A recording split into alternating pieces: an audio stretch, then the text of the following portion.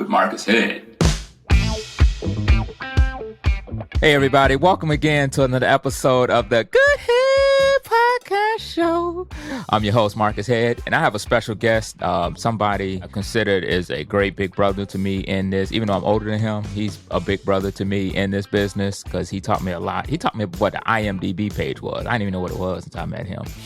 And he's been a great friend. He has a great business mind. He's a producer, director, writer, singer. He's got multiple awards. He has a company called Firecreek Entertainment. The brother's got talent. So without further ado, let me introduce you to my friend, my boy. Give it up for LJ Ugarte. What's up, brother? Hey, how's it going, man? Good, man. How you doing? I'm sorry that was a long-winded intro, but you deserve it. Oh, thank you. You know, you're doing some amazing work and happy to have you, man. So without further ado, let's just get right into it. So you got so many things going on. You got so many talents. Where did all this start from? And where did all this come from? Well, it started at a tender age of, I want to say maybe, I was introduced to the entertainment business when I was like 8. I had a father that was a musician, so I had music growing up in my house. I lived in New York City, so I was exposed to theater, Broadway, music. I was just surrounded by love of music everywhere, the arts. Being in New York, I was exposed to all that. So I fell into it at an early age, and I had so much love and admiration for it.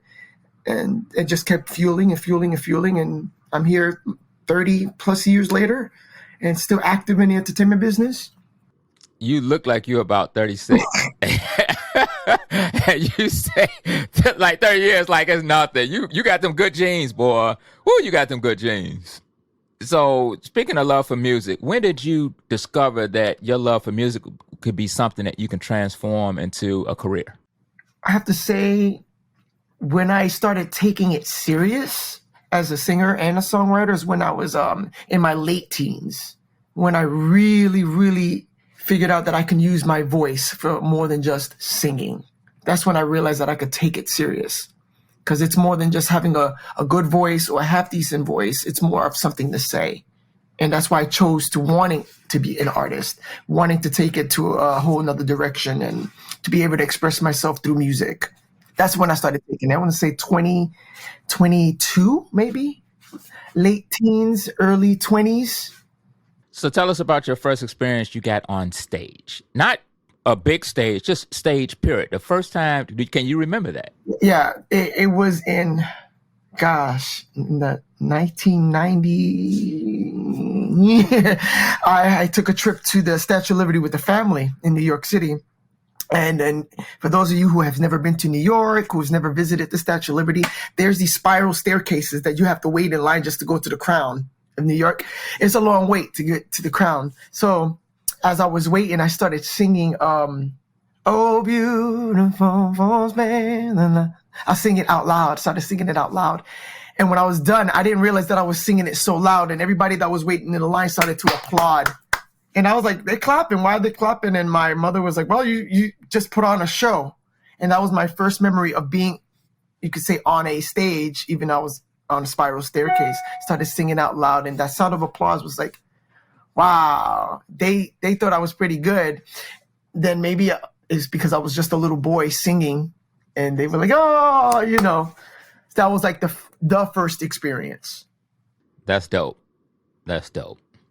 And from that, where did the confidence go from there to say, all right, I want to start doing this? Did you go, Mama, I want to start singing? Or was it you just started writing, or what was it? Yeah, I started putting on shows at home. The second instant was when my eldest... All right, wait. Did you sing in the brush or the comb?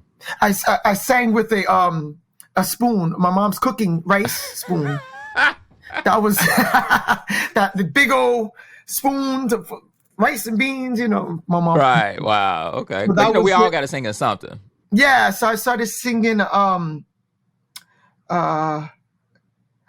what a feeling, you dancing on a ceiling. That was that. I remember that very well. That one, singing, I started singing John Cicada. Do you believe in us? Do you believe? All those songs, Luther Vandross. I thought I was doing something, singing to my little bears, my G.I. Joes. In my mind, in my young, innocent mind, I was filling arenas. In my imagination, I was doing like these big concerts, and I would do quick change. Literally at home, I would run between songs, put on another jacket, come out and sing. So you were doing the whole experience. I was doing concerts in my imaginary mind, and I funny story, I used to think I was dancing on the ceiling. I had the Teddy Ruxpin doll that my mom bought. I had a cassette, and I would put the cassette into the Teddy Ruxpin just to make his mouth move, and I would pretend that the Teddy Ruxpin doll was my backup singer. I used to be hard on it. You gotta sing on key. You sing. I had a big imagination, and that's where it led to the acting. Right. So speaking to the acting, when did you start falling in love with acting? I could tell you the date. It was December 19th, 1989.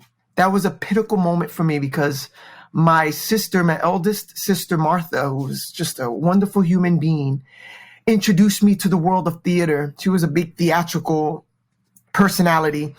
She took me to Radio City Music Hall, which is a beautiful, iconic theater in New York, to see the production of The Wizard of Oz. And I think at that moment, I could tell you, I can remember the smell. I can remember almost the taste. And I can remember the feel of it. It's such a haunting, wonderful memory. I was on the third balcony in Radio City Music Hall. Seeing the performance of The Wizard of Oz live was a big deal. And at the end of the performance, I was haunted by the sound of the applause. And I would look around side by side. I'm a little boy. I'm looking around, dressed in my little suit and tie back in the day when you had to dress up nice to go to the theater. I was haunted by that. Like, wow, these people on the stage is making us feel like this. I want to make people feel like that. I want to captivate an audience, but how can I do it? And then I kept fueling it. And I know that it was more than just being glamorous or just putting on a show. It was more, I'm like 1989. I was 9 years old. And I knew that it was something magical about being on the stage. And that's how I discovered that this is something serious. You know, we all hit that bug of that, okay, this is what I want to do, this is what I want to do. Tell a quick story. I remember when I was watching Different World. And I don't know if you remember the episode when Dwayne Wayne was trying to make a decision between going to Queensborough or staying and being a teacher. And Terrence was about to drop out. When I saw that, that made me fall in love with stories. Absolutely. And just camera and film and things like that. And your story is very similar to the great Red Fox, because I found out that Red Fox wanted to do his comedy based off his brother. You know, he loved how his brother used to always clap back at people in school. And it was when him and his boys snuck into a theater to watch a comedy, it was blackface. Uh-huh. He loved the comedy, but he didn't like the blackface. But as he sat there, he really got into it and loved it. So he had a little horror about the blackface, but he loved what he was watching, and he loved that people was laughing. So he tuned more in, pretty much like what you just said. So that's incredible. So we're here with the talented LJ Ugarte from Firecreek Entertainment and his company. And like I said, you got a lot going on. And how long have you had your company, Firecreek Entertainment? And explain to us how you came about the name Firecreek. It's 17 years. As of November 20th, we just celebrated our 17th year. And Firecreek Entertainment, my goodness, started with just a vision. And coming from a person who didn't have the business experience, it pretty much started because I always wanted to take what I do serious. I wanted to be taken serious. Used to go to auditions, didn't get no parts. They told me I was too fat. My little skinny behind. I'm too fat, can't sing, can't dance, can't act, don't look the part. You're light skin, you're not light enough. You're not dark skin, you're dark, everything.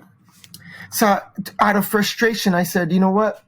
I would love to start a corporation, a company, if you will, that's going to give the underdog the opportunity to be able to showcase their talent. So it started in that nature. How was I going to start it? I had no idea. Didn't have the money, didn't have the resources, didn't have the connections, didn't know what I was doing. I kind of looked towards companies like New Line Cinema. I kind of looked at company like Bad Boy Entertainment. I kind of looked at other companies. I was like, how did these people start a corporation? Started reading up on it.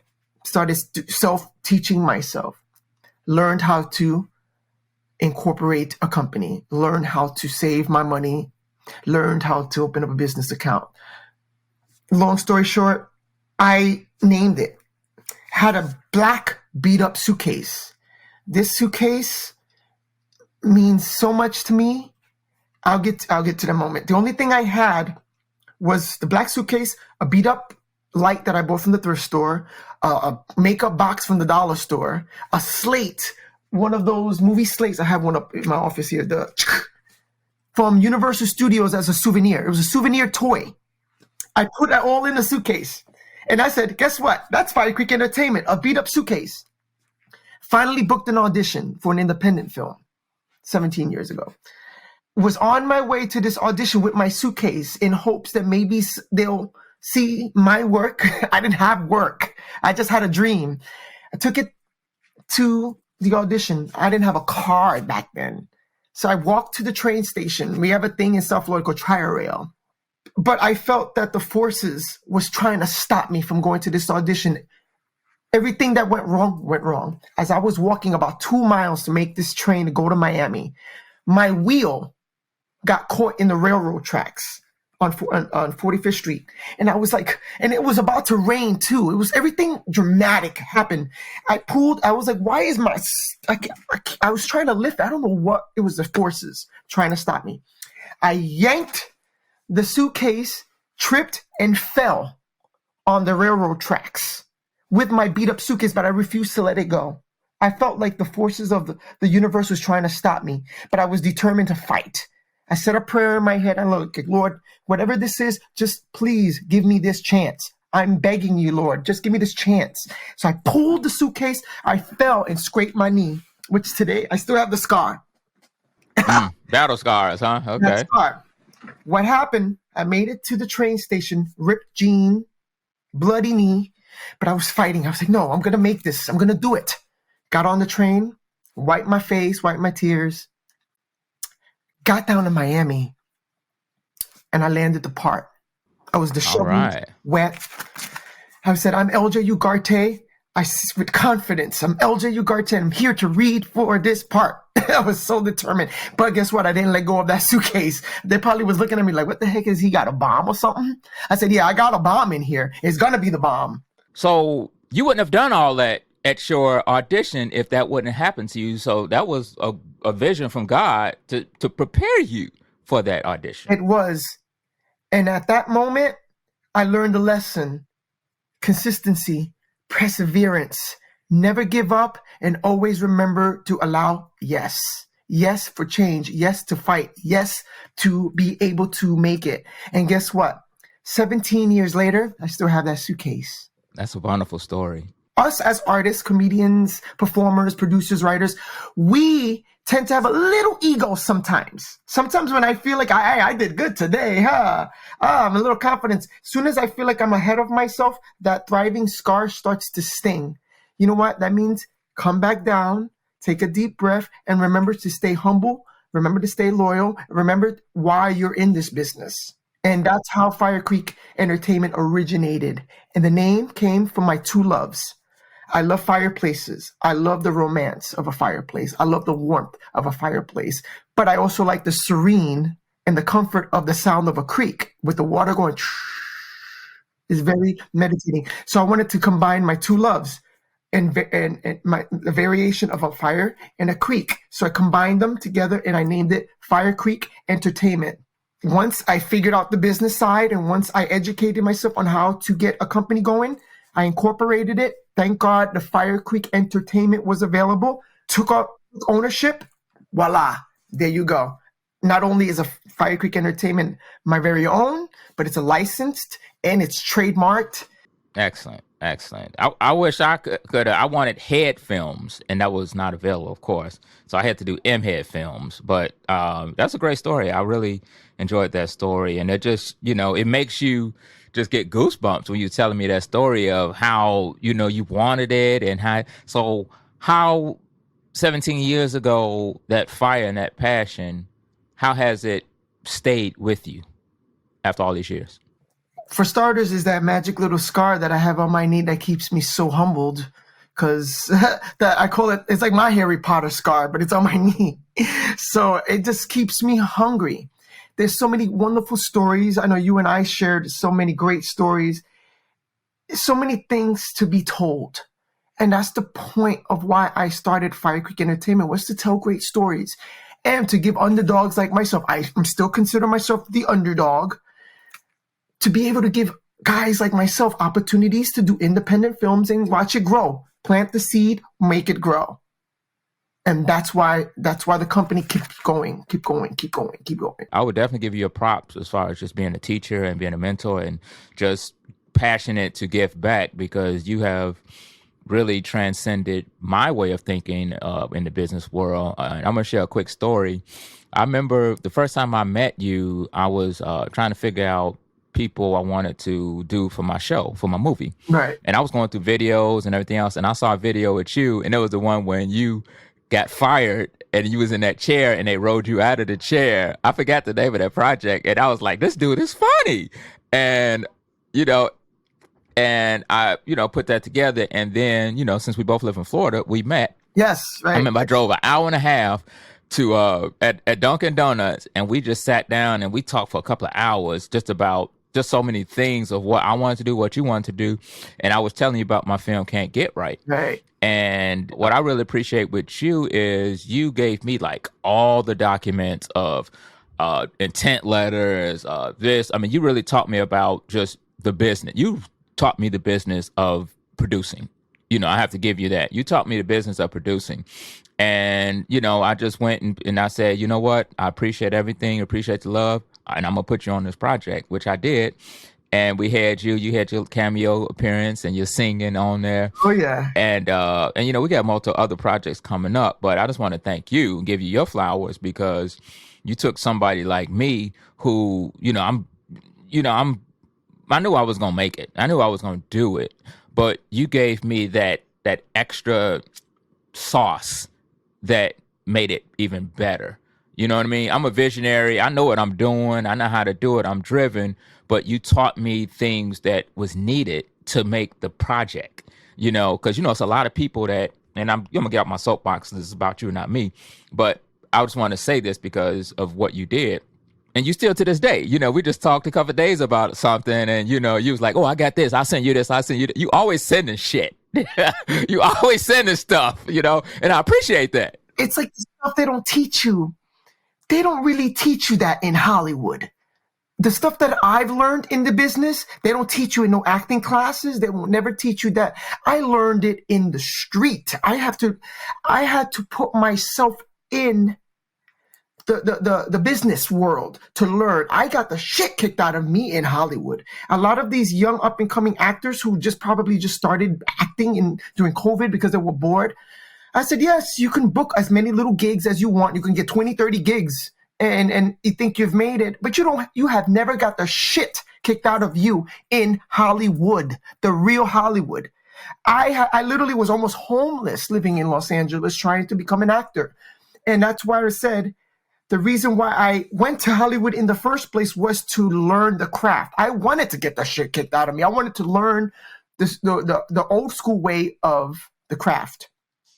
And that's what I did. And that's when I see, because you're an established comedian. You've been in this business for a long time. You know everybody in the comic world. But there's other aspects of business side that you probably didn't have an inkling. Maybe I wanted to share. Maybe you knew. Maybe you didn't. Maybe we can exchange our experiences. So that's why I'm like, here, I've experienced this at Warner Brothers. I've experienced this at these big studios that I've had meetings with. I wanted to share. Have you ever experienced X, Y, and Z? That's why I'm like that, because I've had it. I had the rough end of the stick. sometimes, and I still do. That's the best knowledge, the real experience on the real sets, you Yes. know? So, yes, that's definitely. So, let me switch gears a little bit and talk about something. You recently lost your mom not too long ago.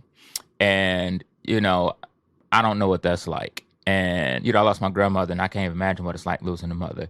So, tell us how you went through that, and how has that made you a better person?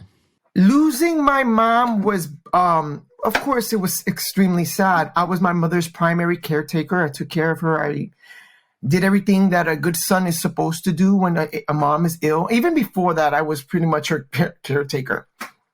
And during that time was very difficult. I was still performing. I was still running my company, but I was also suffering from emotional and physical abuse during those years. Not by the hands of my mother, but by a sibling.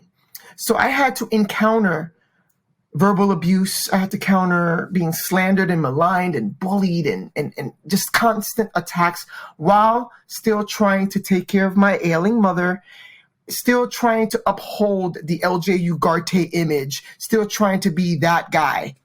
Being able to still entertain during this weight on my shoulder saved my life. It saved my life. I was also dealing with the depression, heavy depression. I was dealing with emotional anguish. I wanted to give up. I was done. I was done. I was like, I don't want to be here no more. But I said, I have something to live for. If I give up, then what about the little boys watching me from afar are going to think? My mother's sick. I'm going to end it. And I said, I found the strength, not only through God, but through staying creative, staying active. So that's what got me through that. And when my mother passed, I had no regrets because I did everything I could to make sure she was where she was good. And when she passed, it gave me a breath of fresh air because I knew she was going to be okay. And I knew I was going to be okay. I grieved. Yes, it took me a while to grieve because I had the permission to grieve. And when she passed, I was able to cut off my abusers. The people who attacked me, physically hurt me. I was able to be free. That was my light at the end of the tunnel. Man, when mom transitioned and went to heaven, kind of gave me the strength. Okay, I don't have to worry anymore. She's at peace. That gave me the strength. Man, I've always been a good person. I've always been that guy. It made me a much better person to appreciate life. I'm a lot more humble. I was humble before, but I'm a lot more humble now. And I learned to appreciate life. And if things are bad, it's okay. Tomorrow's another day.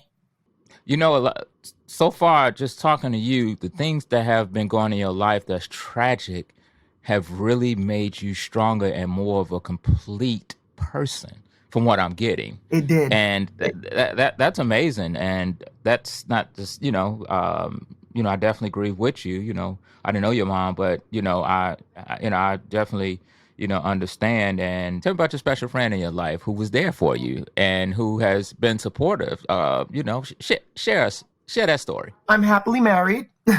So I'm happily married. I have a partner for 6 years now. And it's always good when you find a person in your life that's going to hold you down. And also, I have a person in my life that's not in show business at all. Complete opposite. No show. There's the only thing that's show businessy in this house is my office. That's it. Other than that, that's a hell of an office too. I've been in your house. You got everything. You got all the old school action figures and everything else. I was like, damn, I'm stuck in the 80s in this office. Thousands of DVDs in my office, and I'm telling. My kids went there. I was like, I gotta get my kids out of here. They finna tear this room up. God bless the kids. Oh my God. So yeah. So it's total opposites, and opposites do attract. What's his name? I'm sorry. What's his name? Michael. Not non-showbiz type of person, very private. So we did red carpet one time. One time we did this huge red carpet event, and he was like, "Okay, I'm staying right here. This is your job." And I was like, "Just one picture, just one picture." Thank God. I'm telling you, you got to have that one person in your life to keep you right here. Yeah, that's a good balance. Shout out to Michael, definitely. So let's talk about some of these projects you got coming up. You have a project that's out right now on Plex TV. Yes. And it's called Gray People. Tell us your character and what's the film about. Well, Gray People is a funny laugh out loud comedy about two guys pretty much trying to on the come up. And they go through a lot of shenanigans, in and outs, and gunfights, and trying to make it, trying to survive. And my character is Veggie Thug. He's this quirky stereotype of a thug with a goat and lots of tattoos and pot smoking. And the main characters meet Veggie Thug at a business class, a course that they have to come to try to win money, and because the main guy is in debt, and he's like, I need to make money. I'm going to get put out of my house. My mom is trying to kick me out, X, Y, and Z. It's almost sort of it's almost similar to Can't Get Right. Almost. It has almost that, the mob is coming after me. You know, there's gunmen, you know. It's almost similarity to that picture. And my character is just out of the box. His pants are sagging, and he's talking like, yeah, man, you know. He's a mess. And we filmed this almost 5 years ago. Wow. And who was the director? His name is Romello Blade. He's amazing. Romello Blade from United Blade Entertainment. He's based in Central Florida. And what I love about Romello is the fact that he took his time with the editing. There was no rush. And I know with a lot of the local actors, they want their reels and they want it now. You know, it's like, no, you can't do that in Hollywood now.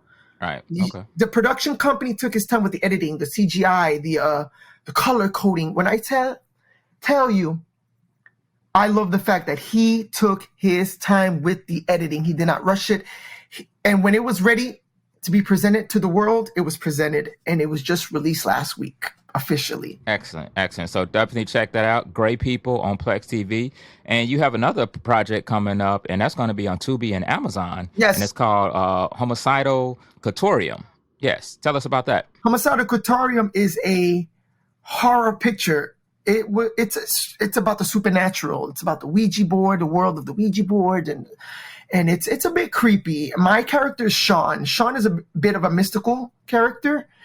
There's a lot of mystery to Sean. Sean holds the key to many secrets. Sean is very dark. It's the darkest character that I played so far. He's very mysterious. He can seduce you with his eyes. He can seduce you with his hands. He has a bit of a power to him. I'm becoming Sean right now because he is a non-binary character. You don't know if he's male. You don't know if he's female. You don't know if he's gay. You don't know if he's straight. He is what he is. And when I was approached to play Sean, I wanted to play him kind of how it was written, but not how it was written. And I was able to have fun with him.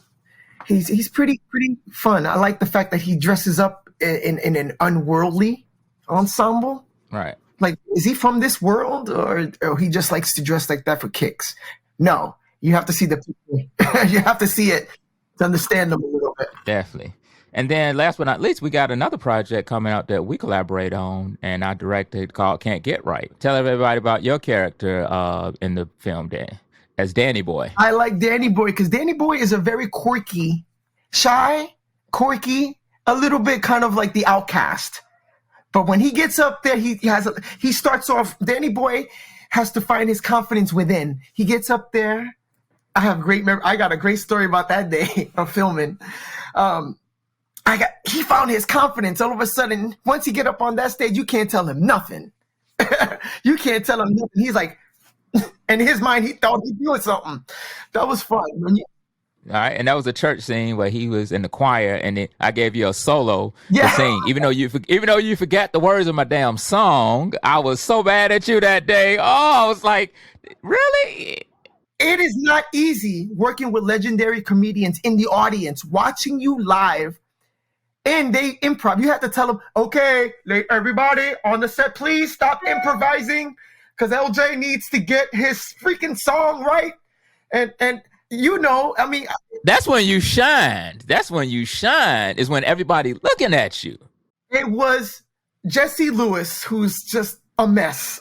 He's amazing. Yeah, he is a mess. He's a mess. Then you have Shorty. And then you have, the room was filled with legends. That's all I got to say. It was about 45 people in that room. Yes. At one time for that film. That was the longest day of the filming, and that was a grind. That day was a grind, and we went like an hour and a half over, and we got it done though. Yes, with legendary comedians on the audience, and then with Jesse, I tell this story a lot. Jesse was like, when I was doing my scene to sing, Jesse would improvise and say, look at this Chico DeBarge want to be looking like Prince, or some improv. Jesse crazy. He is a mess, but he's very talented. Yes, he is. He goes, Shaka Khan, trying to be over there, trying to be Shaka Khan. Something in that nature.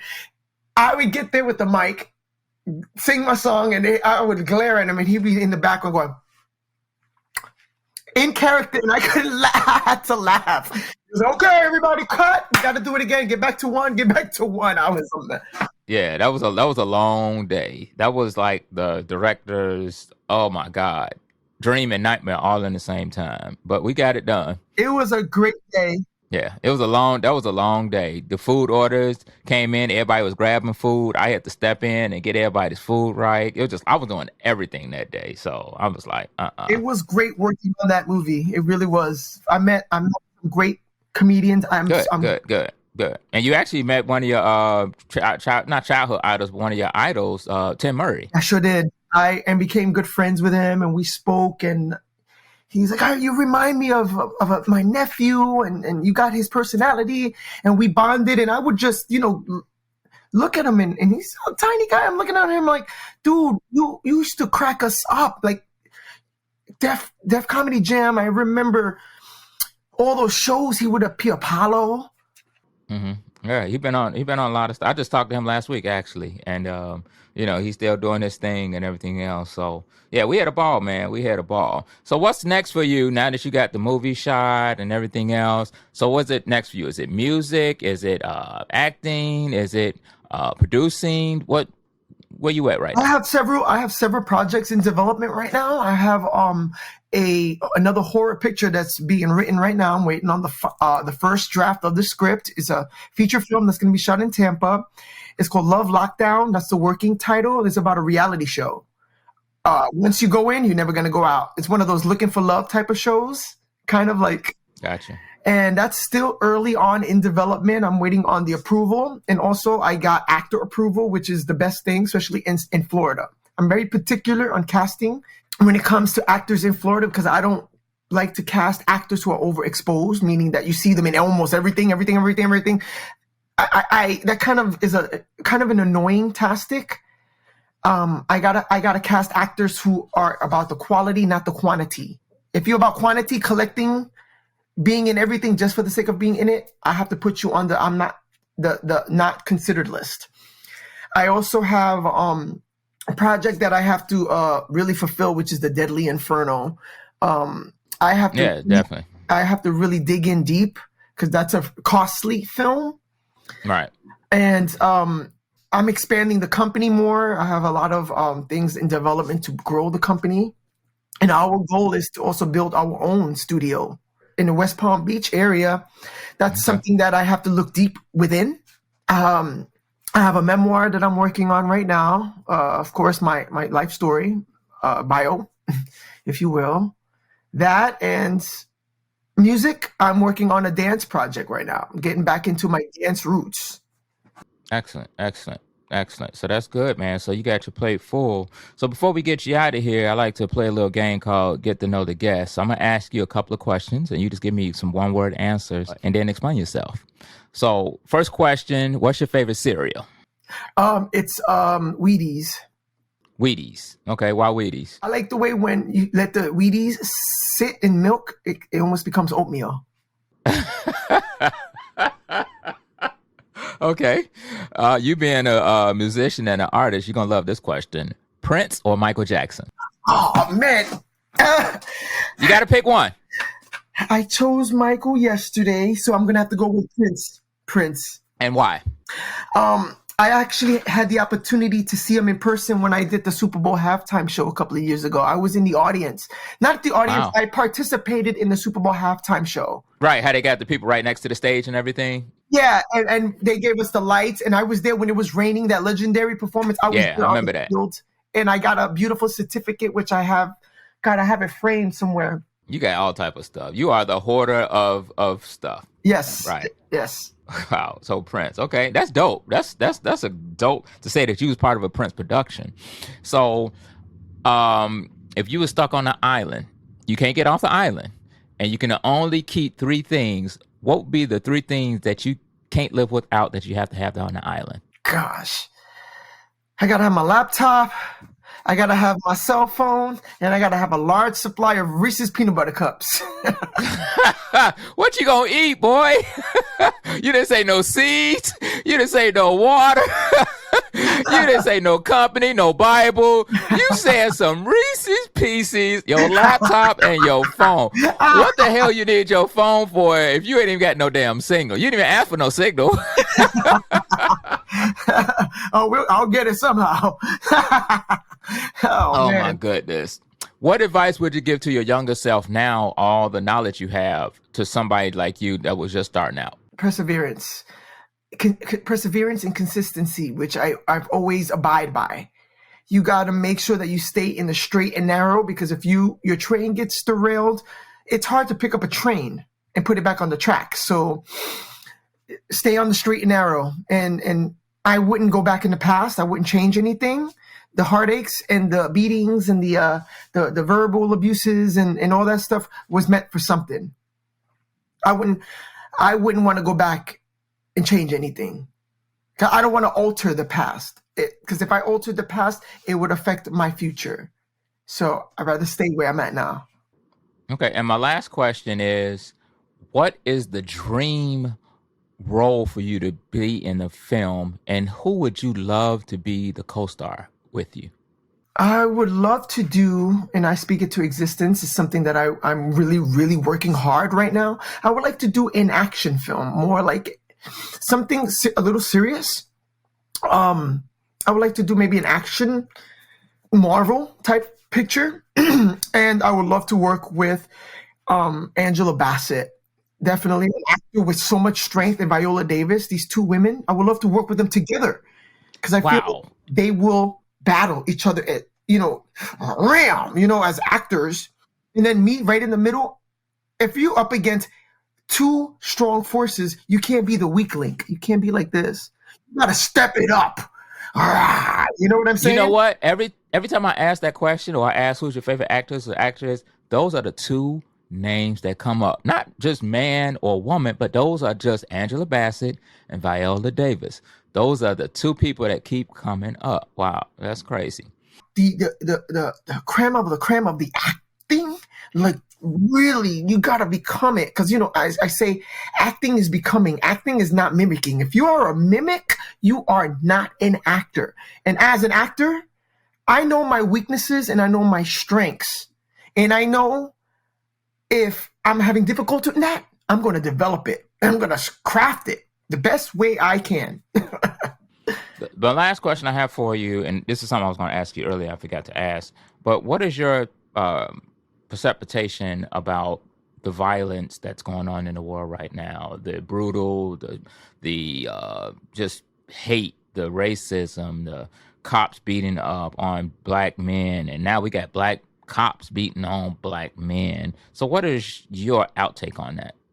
And how do you think that we can get this resolved? The absurdity of it is, it's just gotten to a point that you can't no longer remain silent. You can't hide, because police, it's bad enough that a white cop attacking a black person, now black on black, that's what they want. We're falling into that trap, and we need to all come together a lot more, not just by namesake, but action. Not in a violent way, not violence on violence. We need to come together, man, more. Because I'm tired of having to look behind my shoulder of being a person of color, and in fear that I'm going to get the shit kicked out of me by a cop just because I'm walking the street. Like sometimes I get scared driving in Palm Beach and I live here. Thinking about, oh, you're driving a 2020 Hyundai. Why?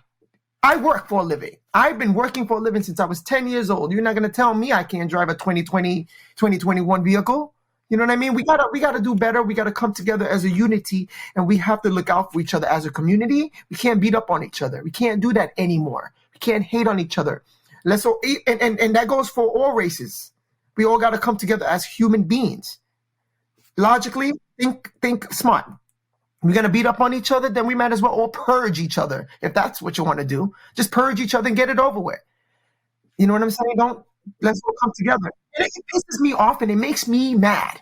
It does make me mad. And I always remain silent in that topic. But you know what? From this day forward, I'm not going to remain silent. Yeah, that's a different way of thinking. I'm not that guy. Good. We need more people to express that. So on that note, I appreciate your energy. I appreciate your passion. Brother, I love you. I appreciate you. And I'm excited about your future. And real quick, tell everybody where they can find you and follow you, and give a shout out to those movies coming up again. Yes, you can find me through LJ Ugarte, LJ, and you can spell my last name Ugarte, Ugarte. You can find me on Google. I'm on Instagram. I'm on Twitter. I'm on Snapchat. I'm on TikTok. I'm on all those social media. My corporation runs some of the pages for me, and I got my Instagram that I run myself. I'm all over the internet. Just a Google search away. You guys can see my movies on your local, Comcast and Tubi and Amazon and that's Great People and Homicidal. Great People, Homicidal, Criterium, and all my other films are also located on those. Yes, and all your awards, and we didn't even get to talk. You got so much going on. We didn't even talk about your awards. So I'm a multi-award-winning film producer. I wish I was that good of an actor, But I have several honors from international film festivals. I have multiple honors from just through international awards, and I'm so honored to be able to have those accolades and to just contribute. I'm in this business because I have something to contribute. I never claimed to be one of the greatest. I'm still a student, and I'm just a vessel doing what I was meant to do, which is entertain. I salute you, my friend, and thank you so much. And it was a pleasure having you. So thank you so much for your time. Thank you, my brother. We got a lot more to go. So all right, man. You take care. You too. Thank you.